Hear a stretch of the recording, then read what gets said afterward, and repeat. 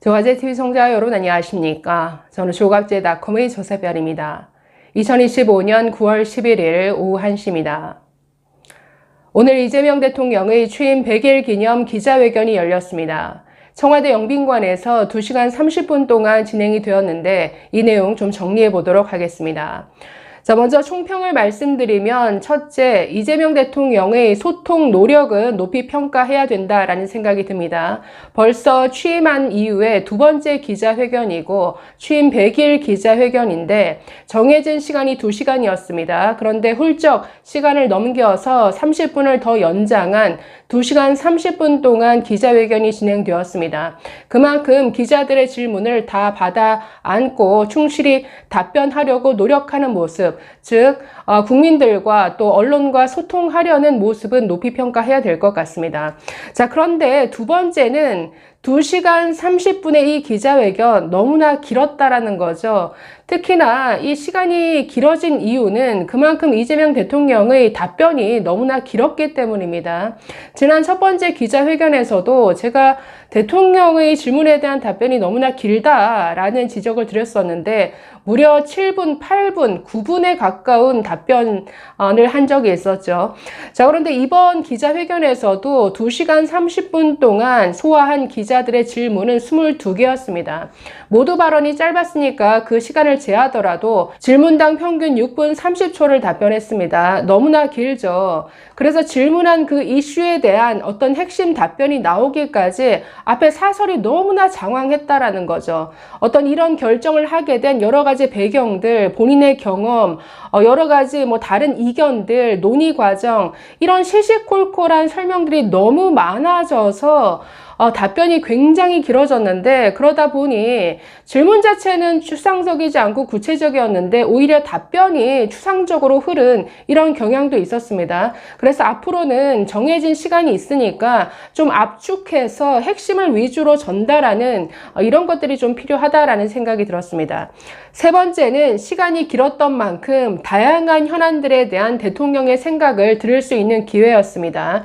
특히나 조지아주 한국인 구금 사태 그리고 미국 대미 투자에 대한 대통령의 어떤 고민을 들을 수 있었고 검찰 개혁이라든가 부동산 대책 이 외에도 주식시장 활성화 방안이라든가 여러 가지 이슈가 되는 민감한 부분에 대해서 대통령의 솔직한 생각들을 들을 수 있는 기회였습니다. 네 번째는 민주당과 어떤 당정 관계에 있어서 대통령의 어떤 미묘한 입장이 좀 흥미로웠는데 어떤 부분에 있어서는 민주당이 힘을 실어주고 어떤 부분은 좀 결을 달리하는 모습을 보였습니다. 특히 검찰 개혁과 관련해서는 정부가 앞으로 주도하겠다라는 뜻을 보였는데 자, 구체적으로 좀 들어가서 살펴보도록 하겠습니다. 자, 오늘 모두 발언이 짧았던 것은 굉장히 좋았던 것 같습니다. 윤석열 전 대통령 같은 경우에는 모두 발언에서부터 시간을 너무 많이 써서 정작 기자들의 질문 기회가 어떤 떨어지는 측면이 있었는데 오늘 모두 발언은 거의 5분도 걸리지 않았던 것 같습니다. 자, 그래서 모두 발언에서는 벌써 취임 100일이 됐다. 대통령의 1시간은 5,200만 시간의 가치가 있다라고 생각하고 분초를 아껴서 일을 했다라고 자평했습니다. 그리고 민주주의, 또 외교, 안보, 민생, 경제 여러 가지 망가진 것들을 바로잡기 위해서 분투를 했고 정상화, 회복과 정상화를 위한 시간이었다라고 자평했습니다. 자, 그러면서 코스피 지수 3,300을 넘어서 사상 최고치를 기록하고 있는데 주식시장이 뭔가 정상화되고 활성화된 것에 대해서 굉장히 자부심을 느낀다라고 밝혔습니다. 자, 이런 모두 발언이 끝난 이후에 자, 기자들의 질문은 세 분야로 나뉘어서 진행이 됐습니다. 민생, 경제 분야, 정치, 외교, 안보, 그리고 사회, 문화. 자, 그래서 오늘 총 22개 질문이 나왔는데 사실 질문보다 답변이 너무 길어서 시간이 30분이나 더 넘겼는데 몇 가지 질문만 핵심적으로 살펴보면 자, 맨 첫 번째 질문이 부동산 대책. 지금 수요 억제책으로 흐르고 있는데 공급 대책이 부족하다라는 지적들이 있다. 앞으로 부동산 대책 어떻게 할 거냐? 이 질문이 첫 번째 질문이었습니다. 대통령의 답변을 보면서 참 솔직하다라는 생각이 들었습니다. 그만큼 워낙 어려운 문제다 보니까 해결이 쉽지 않은 분야라는 것이죠. 대통령의 고심을 좀 읽을 수는 있었는데 대한민국 경제가 너무나 부동산 투기 측면이 크다. 그 부동산 비중이 너무나 크다 보니까 정상적인 경제 성장에 장애가 되고 있더라. 그래서 기본 방향은 자금이 부동산에서 첨단 산업 분야, 일상적인 경제활동 분야로 자금을 옮겨가게 하는 것, 이것이 기본 방향이다라고 했습니다. 부동산 대책과 관련해서는 뾰족한 공급 대책 없다라고 솔직하게 인정하는 분위기였는데 공급을 무한정 늘릴 수 없고 이미 수도권이 포화 상태이기 때문에 계속 신도시 개발로서 될 수 있는 게 아니라 국가 균형 발전, 수도권 집중을 완화시키는 것과 같이 가야 하기 때문에 지금으로서는 이 수도권에 무한정 공급을 늘리겠다 이렇게 발표할 수 없다라고 밝혔습니다. 그래서 계속 어떤 실수요 위주로 그리고 초과 수요를 차단하는, 수요를 억제하는 대책으로 가겠다라는 그 방향을 밝혔는데 이 분야는 굉장히 자신 없어 하는 분위기였습니다. 자, 두 번째는 역시나 조지아주 그 한국인 구금 사태와 관련해서 그 외신 기자 워싱턴 포스트에서 질문이 있었습니다.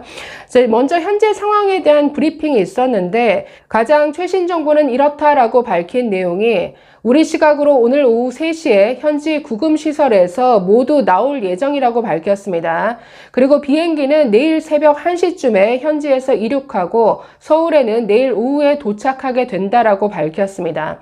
자, 구금된 인원수 총 330명인데 우리나라 국민이 316명이고 외국인이 14명, 여성이 10명이고 나머지 전부 남성이라고 밝혔습니다.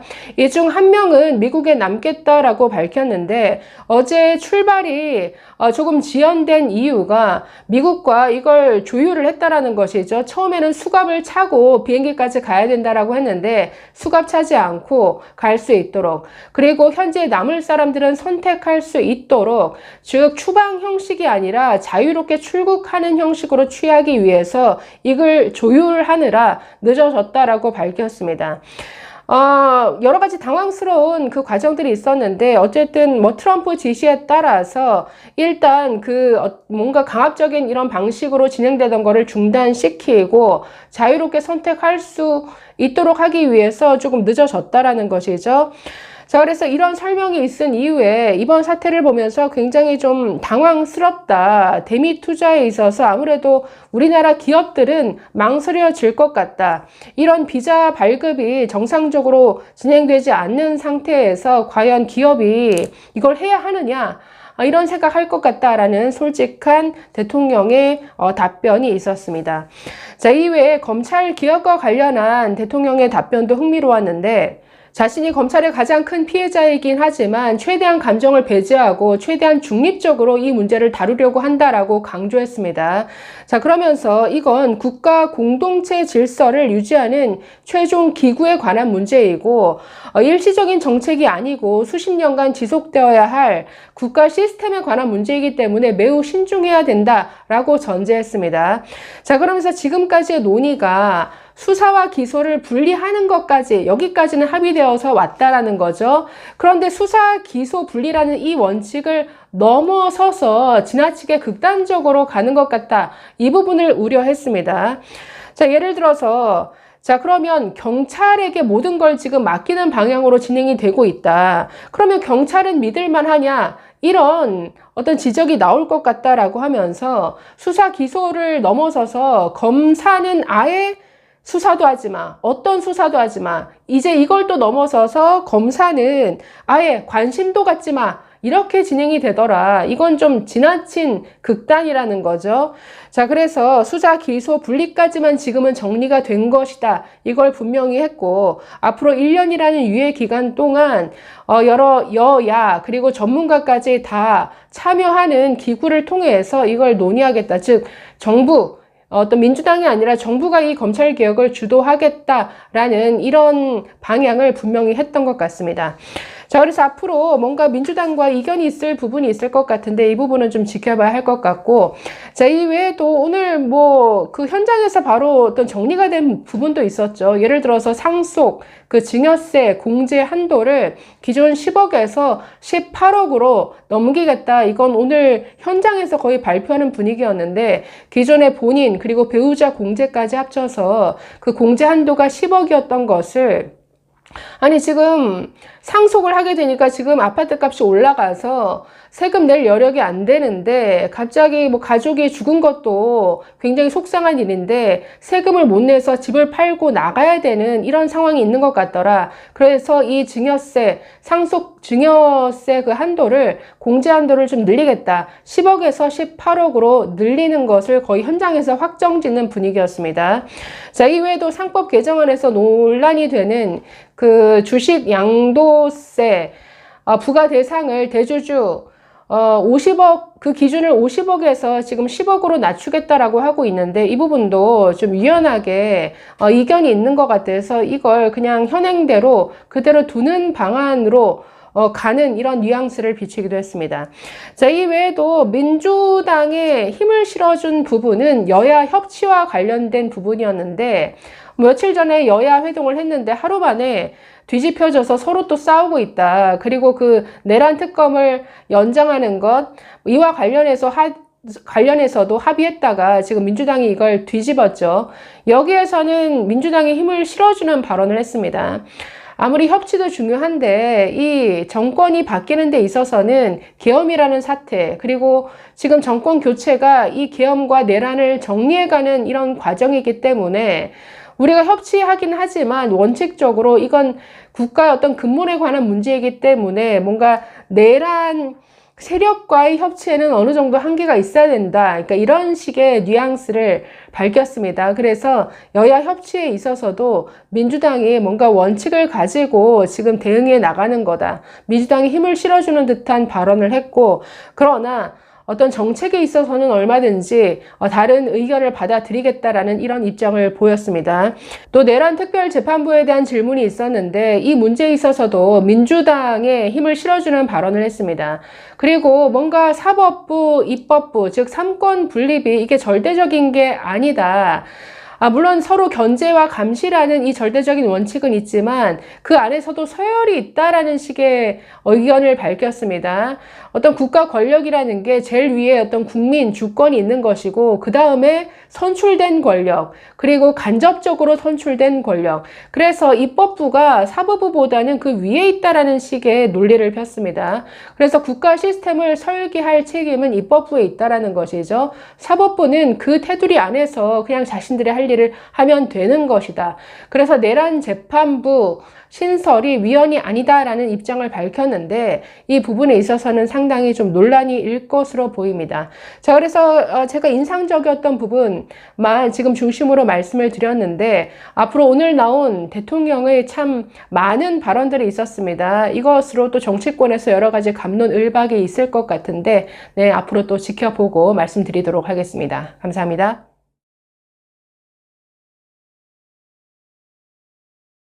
조갑제TV 시청자 여러분 안녕하십니까? 저는 조갑제닷컴의 조세별입니다.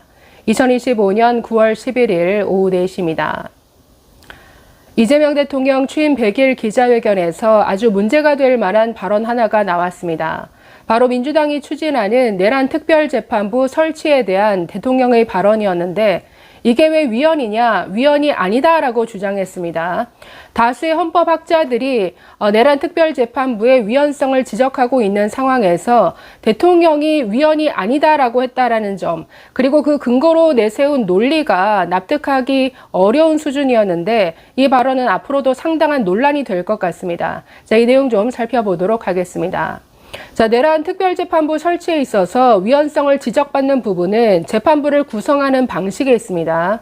우리나라 헌법은 법관을 임명하고 재판부를 구성하는 권한이 전적으로 법원에 있다라고 명시하고 있는데, 지금 특별재판부는 내란 사건만 전담하는 재판부를 만들겠다라는 것, 이 발상도 위헌적이지만 그 재판부를 구성하는 데 있어서 외부 세력이 개입하게끔 해놓고 있다라는 거죠. 국회가 추천하는 추천하는 3명, 그리고 법원의 판사회의가 추천하는 3명, 그리고 대한변호사협회에서 3명을 추천하겠다. 자, 그래서 외부 세력이 이 재판부 구성에 개입하는 것, 이것 자체가 위헌적이라는 겁니다. 그런데 오늘 대통령은 이게 위헌 소지가 없다라고 설명을 했는데, 자, 먼저 오늘 나온 대통령의 발언부터 한번 보겠습니다. 꽤 장황하게 설명을 했는데, 자, 맨 처음 3권 분립에 대해서 설명을 합니다. 3권 분립에 대해 많은 오해가 있더라. 3권 분립은 감시와 견제와 균형이 원칙이지 마음대로 하라는 게 아니다. 사법부 독립이라는 것도 사법부 마음대로 하라는 게 아니다. 행정, 입법, 사법 가릴 것 없이 모두 국민의 주권 의지에 종속되어 있는 것이다. 대한민국은 민주공화국이다. 국민들의 주권 의지에 반하는 제멋대로 입법이든 제멋대로 행정이든 제멋대로 사법이든 그러면 안 된다. 저는 모든 것이 국민의 뜻에 달려 있다고 생각한다. 그러니까 국민 주권, 국민의 뜻을 굉장히 강조하는데 지금 문제가 되는 건 제멋대로 입법이 지금 문제지 제멋대로 사법은 아니지 않나요? 자, 계속해서 보시면 국민의 뜻을 가장 잘 반영하는 것은 국민이 직접 선출한 선출 권력들이다. 임명 권력은 선출 권력으로부터 2차적으로 권한을 다시 나눠받은 것이다. 저는 여기서부터 굉장히 발언이 위험하다라고 생각했는데, 그러니까 선출 권력이 임명된 권력보다 위에 있다라는 이런 생각을 아주 강하게 가지고 있었습니다. 계속 보시면 대한민국 권력에는 서열이 분명히 있다. 최고 권력은 국민, 즉 국민 주권이 최고 권력이고 그 다음 직접 선출 권력, 그 다음이 간접 선출 권력. 그런데 가끔 이걸 망각한다. 이 말은 3권 분립이지만 입법부가 사법부 위에 있다라고 생각하는 그런 발상이죠. 자, 국회는 가장 직접적으로 국민으로부터 주권을 위임받은 것이다. 국가 시스템을 설계하는 건 입법부의 권한이다. 사법부는 입법부가 설정한 구조 속에서 헌법과 양심에 따라 판단하는 거다. 사법부의 구조는 사법부가 마음대로 정하는 게 아니다. 그게 일반적 원칙이다. 사법부 구조는 헌법이 지금 정하고 있지 않나요? 그런데 이게 지금 헌법을 위반하면서까지 이 구조를 하위 법률로 자꾸 변경시켜서 아주 특별한 특별한 재판부를 자꾸 만들려고 하니까 이게 문제인데, 자, 그런데 이게 지금 깨지고 있다. 대한민국은 민주공화국인데 국민들의 주권 의지가 발현되는 장치가 정치 아닌가. 사법이란 정치로부터 사실 간접적으로 권한을 받은 거다. 자꾸 사법부 위에 사법부 위에 입법부가 있다. 이 점을 강조합니다. 자, 그런데 어느 날 이게 전도가 됐다. 대한민국이 사법국가가 되고 있다. 이것도 저는 사실 굉장히 왜곡인 것 같은데, 아니 사법부가 입법부, 정치보다 아래에 있어야 되는데 사법부가 더 위로 전도되고 있다라고 주장을 합니다. 그 근거가, 자, 사법이 모든 것을 결정해서 정치가 사법에 종속이 됐어요. 위험한 나라가 됐습니다. 그 결정적 형태가 정치의 검찰이죠. 나라가 망할 뻔했잖아요. 대통령의 비상계엄도 사실은 결국 최종적으로 사법 권력에 의해 실현되거든요. 사법은 자제가 가장 중요하고 자제가 사법의 큰 미덕입니다. 그런데 여기까지 굉장히 왜곡된 인식을 가지고 있다는 생각이 들었는데, 우리나라 정치가 사법화된 거, 이거 사법부 탓입니까? 정치권 탓이죠. 아니, 정치로 해결할 것들을 모든 사안마다 고소고발 남발해서 모든 것들을 사법의 영역에서 다투게끔 끌고 간 게 이게 정치권 탓이지 이게 사법부 탓입니까? 그렇기 때문에 이건 뭔가 사실과 맞지 않는 논리다라는 생각이 들었는데, 자, 그러면서 국민의 의지, 국민 주권, 국민의 의견이 중요하다라고 강조를 합니다. 계속 보시면, 자, 그런데 국민의 시각에서 봐야 합니다. 국민이 요구하는 제도와 시스템, 이것은 존중되어야 합니다. 가장 최종적으로 강력하게 존중되어야 하는 게 국민의 주권 의지입니다. 저는 대단한 착각을 하고 있는 게, 입법부가 국민이 선출한 권력이기 때문에 마치 국민이 무제한적인 어떤 권한을 부여한 것처럼 이렇게 착각하고 계신 것 같습니다. 자, 그래서 지금 다수당이 된 민주당이 밀어붙이는 모든 법안들이 마치 국민으로부터 부여받은 어떤 권한인 것처럼 이렇게 어떤 생각이 깔려 있다라는 생각이 들어서 저는 매우 위험하다라는 생각이 들었습니다. 자, 그러면서 위헌이 아니다라고 말하는데, 자, 자꾸 위헌이라고 얘기하는데 뭐가 위헌입니까? 그렇게 논쟁해서는 안 됩니다. 헌법에 그렇게 되어 있죠. 판사는 대법관이 임명한다. 자, 그렇게 되어 있잖아요. 그렇게 하면 되잖아요. 거기에 어긋나면 모르겠는데 그게 아니면 입법부를 통한 국민의 의지를 존중해야죠. 내용이 뭐가 될지 저는 모르겠는데 저는 행정을 하는 사람으로서 대한민국을 대표합니다. 국민들로부터 집행 권한을 위임받은 사람입니다. 입법이든 사법이든 정도에서 벗어나지 않게 하는 것도 제 역할이라고 보기 때문에 입법부와 사법부가 이 문제로 다투면 저도 의견을 낼 수 있겠죠. 국민 주권 의지가 가장 중요합니다. 자, 이렇게 국민의 주권, 국민의 의지를 강조하는 것으로 맺었는데, 자, 그러면 아니 서로 다투면 저도 의견을 내겠다. 정도에 벗어나지 않게끔 제 역할을 하겠다라고 했는데, 그러면 좀 더 발언에 신중했어야 되는 건 아닌가요? 위헌이 아니다라고, 이게 왜 위헌이냐라고 말하는 것, 단정하는 것. 뭔가 이 대통령이 이 내란 특별재판부 설치 그 법안의 구체적인 내용을 모르고서 이렇게 얘기를 하시는 건지, 많은 헌법학자들이 위헌이라고 보고 있는 부분에 대해서 전혀 다르게 위헌이 아니다라고 말합니다. 지금 헌법에서 판사는 대법관이 임명한다. 그리고 법원을 재판부 구성하는 거 전부 법원의 영역이다라고 헌법이 규정하고 있는데, 그렇기 때문에 위헌이다라고 보는 거죠. 그런데 위헌이 아니다. 뭔가 내용을 잘 모르고 말씀하시는 건지. 그런데 저는 이 위험하다라고 보는데 자꾸만 입법부가 사법부 위에 있다. 그래서 입법부가 어떤 법이라도 만들 수 있는 것처럼, 법을 만들면 사법부는 무조건 따라야 하는 것처럼 이렇게 생각하는 것, 저는 굉장히 문제가 있고, 국민 주권 강조하는 것도 어느 정도지, 이 정도면 아니 그러면 인민 재판해야 되는 게 제일 뭐 합당한 것 아닙니까? 이런 논리라면. 그래서 아무리 어떤 국민의 선출에 의해서 구성된 어떤 입법부라고 할지라도 모든 것들이 어떤 헌법의 테두리 안에서 진행되어야지, 그것을 벗어나는 부분이 있기 때문에 문제다라고 지적하는 건데, 이렇게 단순한 논리로 위헌이 아니다라고 성급하게 결론 내리는 것, 이거 굉장히 논란이 될 만한 발언이었던 것 같습니다. 그래서 지금 이 질문이 오늘 2시간 30분 기자회견 맨 끝에 나온 질문이었습니다. 한겨레 신문 기자가 질문한 것이었는데 굉장히 우려되는 발언이다. 자, 이 발언에 대해서 개혁신당이 즉각 논평을 냈습니다. 비판하는 성명을 냈는데, 개혁신당 정의한 대변인이 낸 입장문 한번 보시겠습니다.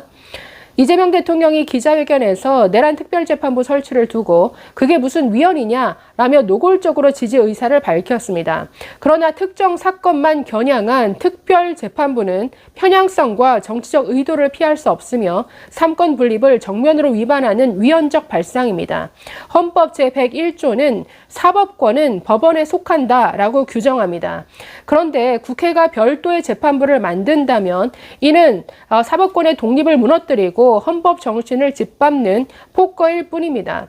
민주당 박희성 의원조차, 박희성 의원 판사 출신이죠. 국회가 사법부에 개입하는 것은 윤석열의 불법 계엄과 다르지 않다라고 지적했습니다. 여당 내부에서도 위헌성을 인정하는 셈입니다. 이재명 대통령은 국민을 호도할 것이 아니라 먼저 본인 재판부터 제대로 받아야 합니다. 권력의 힘으로 맞춤형 사법제도를 설계하려는 독선은 개혁이 아니라 독재입니다. 국민은 결코 권력 입맛에 따라 정의가 뒤틀리는 것을 용납하지 않을 것입니다. 자, 계속 국민 주권, 국민 의견 강조하는데, 그러면 중요한 어떤 법안 만들 때마다 국민 투표에 붙여야 하는 것이냐, 이런 생각으로까지 가게 되네요. 지금 많은 헌법학자들이 위헌성을 지적하고 있다라고 했는데, 먼저 차지나 그 고려대 법학전문대학원 교수에 따르면 이렇게 지적했습니다. 이것은 사법부의 독립을 근본적으로 침해한다. 해당 그 형사 피고인들의 입장에서 보면 공정한 재판을 받을 권리와 평등권을 본질적으로 침해하는 법률이다. 명백하게 위헌이다. 여기에 대법관 증언, 법관 평가제 등도 있는데 의도적, 계획적으로 사법부의 독립을 침해한다. 민주적 기본 질서의 핵심을 공격하고 침해하는 것이다. 민주당의 시도는 헌법 제8조 사항의 민주적 기본 질서에 위배되는 것이다. 위헌적이다라고 비판한 바 있습니다. 자, 이 외에도 민주당은 내란 특별재판부라는 명칭을 내란 전담재판부로 바꾸면 되는 것 아니냐. 특별한 별도의 기구를 설치하자는 게 아니라 내란을 전담하는 재판부를 꾸리자는 것뿐이다. 이렇게 본질을 흐리는 시도가 있었는데, 자, 이에 대해서도 차신하 교수는 이렇게 지적합니다. 재판부를 인위적으로 외부에서 구성하는 것 자체가 위헌이다. 특별해서 전담으로 이름을 바꾼다고 실질이 바뀌지 않는다. 국민을 우롱하는 것이다. 라고 이렇게 비판했습니다. 자, 그래서 다수의 헌법학자들이 위헌성이 매우 크다라고 지적하는 이런 법안인데, 이에 대해서 대통령이 뭐가 위헌이냐? 위헌이 아니다.